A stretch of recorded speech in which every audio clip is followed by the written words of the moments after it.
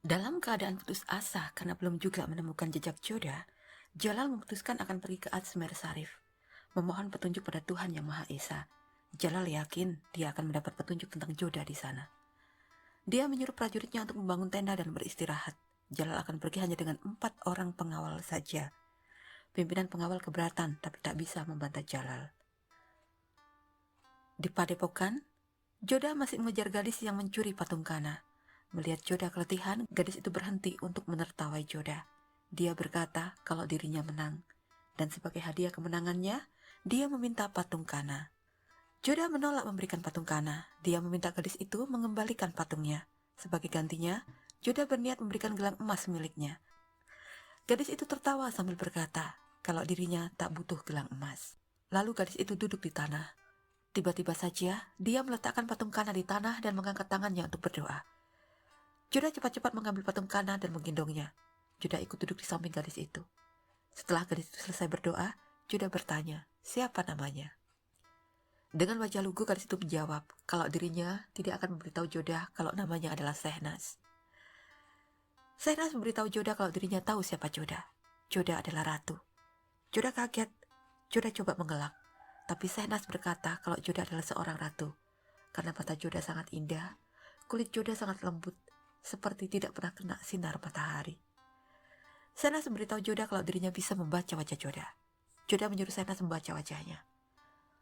Sehnas berkata kalau seseorang telah menghancurkan hati Joda. Joda sedang terluka, benar-benar terluka. Joda sedih mendengar ucapan Sehnas. Sehnas mengambil pecahan tembikar berbentuk hati yang sudah terbelah. Dia menyuruh Joda menyimpan tembikar itu. Siapa tahu ada seseorang yang akan memberikan hatinya untuk Joda. Sehnas dengan sendu memberitahu Joda bahwa banyak orang yang menganggap dirinya gila. Tapi bagi Sehnas, orang-orang itu yang gila.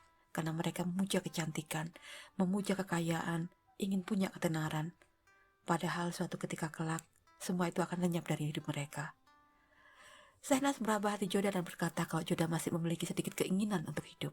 Hati Joda berdetak untuk seseorang. Hidup Joda terkait dengan orang itu. Tapi hati Joda saat ini sedang terluka. Joda sedang patah hati. Itu sebabnya Joda menderita. Joda heran dengan kemampuan Sehnas menganalisa dirinya. Joda bertanya, apakah Sehnas pernah kehilangan cinta dalam hidupnya?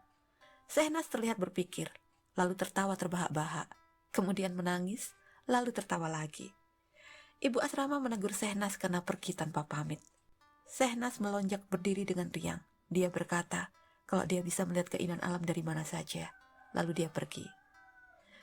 Joda bertanya tentang Sehnas pada ibu asrama. Ibu asrama berkata kalau Sehnas sangat lugu. Dia meminta Joda maafkan Sehnas.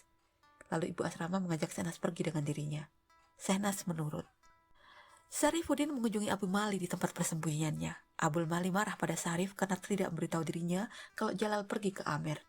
Sarif berkata kalau kabar itu tidak berharga, karena Jalal pergi dikawal oleh banyak prajurit.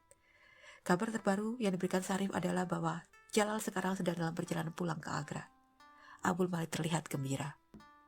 Joda sedang berdoa di depan patung Kana ditemani oleh beberapa wanita. Wanita-wanita itu menahi Joda dengan penuh rasa ingin tahu tentang patung Dewa Kana yang indah, tentang tanda merah di keningnya, juga tentang suami Joda. Joda menjawab kalau suaminya sedang berpergian. Dia datang kepada padepokan untuk mendoakannya. Wanita-wanita itu sulit untuk percaya, tapi salah satu dari mereka mengira kalau Joda pasti bertengkar dengan suaminya lalu kabur dari rumah. Joda terdiam. Mereka sepakat untuk tidak bertanya lagi. Lalu para wanita itu mengajak Joda makan malam. Joda ikut bersama mereka. Di luar, dia melihat Sehnas sedang duduk sendiri. Joda menghampirinya, mengajaknya makan malam.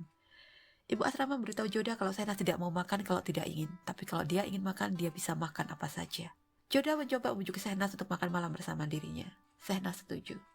Jalal tiba di Azmer Sarif. Sebelum masuk, dia melepas semua atributnya sebagai raja. Dia masuk sebagai pria biasa, seorang diri tanpa pengawalan. Di dalam kuil, Jalal berdoa memohon agar dipertemukan dengan Joda. Dia tak ingin kehilangan Joda lagi. Dia tak ingin berpisah dengan Joda. Dia rindu Jodanya.